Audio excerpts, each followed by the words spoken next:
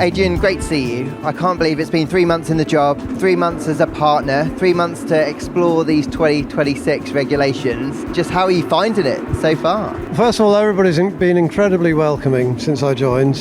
Very friendly team. Finding my way around, obviously. Understanding the structure and how the team works. And that's indeed why I'm here this weekend, to see how the race team works. But it's been exciting, actually. I've enjoyed it. Lots of long hours. Lots of weekends, but really enjoying the challenge. So have you found that there's been some evenings, some weekends, like you say, where you're at your board, say, and you just want to stay there because the ideas are flowing? My wife kind of grumbles, well, not grumbles, but she observes that I'm kind of aware that I do go into a bit of a design trance where I'm not really very aware of what's going on around me. I'm just kind of, I guess, all my limited processing powers going into thinking about how to design the car. It's funny, I remember when I started at McLaren, where we also had a big regulation change the following year. I started 1st of August and we had a car out the following February. Cars now are so complicated and the research tools are so sophisticated that starting early March I'm struggling to keep up with the deadlines for also to get a car running in February. So how are you finding that though, trying to stick within those deadlines?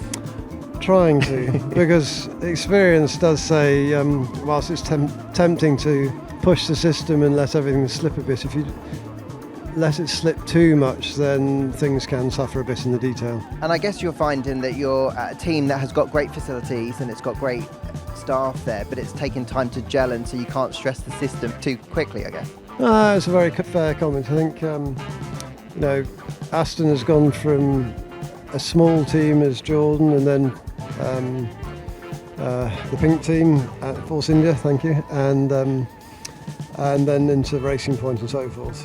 Where it's always a small but overperforming team, it's grown hugely in a very short space of time into what it is now, and we now really need to settle down and kind of get the organisational structure perhaps a little bit better sorted out, work out how we all work together as effectively as possible, and develop the simulation tools, because that's one of the areas which I would say we're quite weak in. And I imagine none of that is the work of a moment.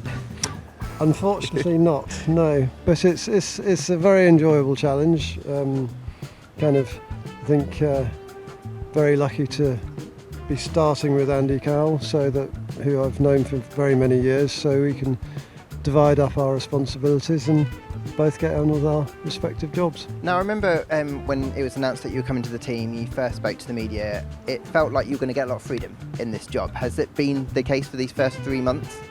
Yeah, I think I've always, really always, since way back to my Leighton House days, tried to make sure that the way I can operate the team, within the team, gives me a lot of freedom, so I try to have very few direct reports.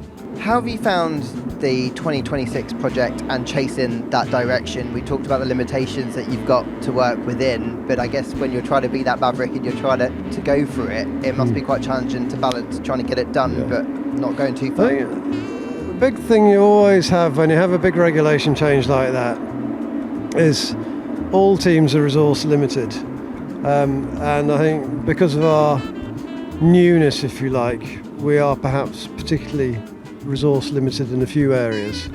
So what does that mean? It means that you can't explore lots of different avenues. It might be, I always like to kind of use the analogy of a mountain. Maybe you've got 3 mountain tops out there and you decide to start climbing one mountain top.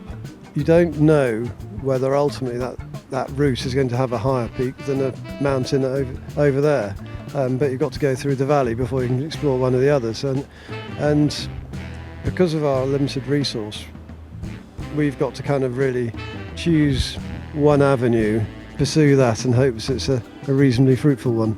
So when you've been trying to explore that one avenue and you've got the 2026 regs within your sights, have you felt like you've found really positive solutions, or is it not that simple? Do you not know until you see the car out on track? That's the great thing about Formula One. You've got absolutely no idea. Between seasons when there's no regulation change, but also especially when there's such a big regulation change, we know what we're doing, but we've got no idea what that is in relation to what everybody else is up to. And in changing the engine regs at the same time as the aero regs, is this maybe the biggest or most expansive change you've ever experienced? Yeah, I can't think of another time when there's been both the chassis and power unit regulation changes at once. And the integration, because of the energy limitation of these regulations, then it's a very tough rule that has a big effect on the chassis itself. So it is complicated. It's an opportunity, clearly. I think the other thing that is a big change is that the weight limit is 220 kilos lighter, but the cars naturally will be heavier because of the power units and the size of the battery and so forth. So trying to get down to the weight limit is a big challenge. Is there another challenge for you that you've come in, you've seen the 2025 car and the struggles there, and I imagine you want to get in and try and help, but equally you've got to try and focus on the 2026 project. So I think you said lunchtime chats is probably what you've extended it to. Has that been tricky to kind of keep yourself away? I'm quite disciplined like that, I suppose. I tend to be, as I said earlier, a bit tunnel vision. So I've been really concentrating on the 26 car. But yes, doing lunchtime chats with there's a small core team that's working on the 25 car, and will do for a few months yet. We'll have a upgrade somewhere around Silverstone time. So I've just been having lunchtime chats with that core team of kind of what you're up to, discussing ideas, putting a few ideas in. We'll see where we get to. And just finally, obviously you mentioned you're here, it's your first race with the team to kind of have a look at what's going on. I always see you with a notebook. What do you think you're going to be filling that with this weekend? Well, it's the first time I've seen these cars, this year's cars at all. And I haven't actually spent very long studying photographs of them either. So for me, it'll be interesting to see what everybody's been up to over the winter in the first few races and see how the teams have changed their cars relative to last year. Great stuff. I look forward to seeing you having a snoop on the grid. Adrian, thanks for your time and good luck with that project. Pleasure. Thank you very much. Thank you. Cheers.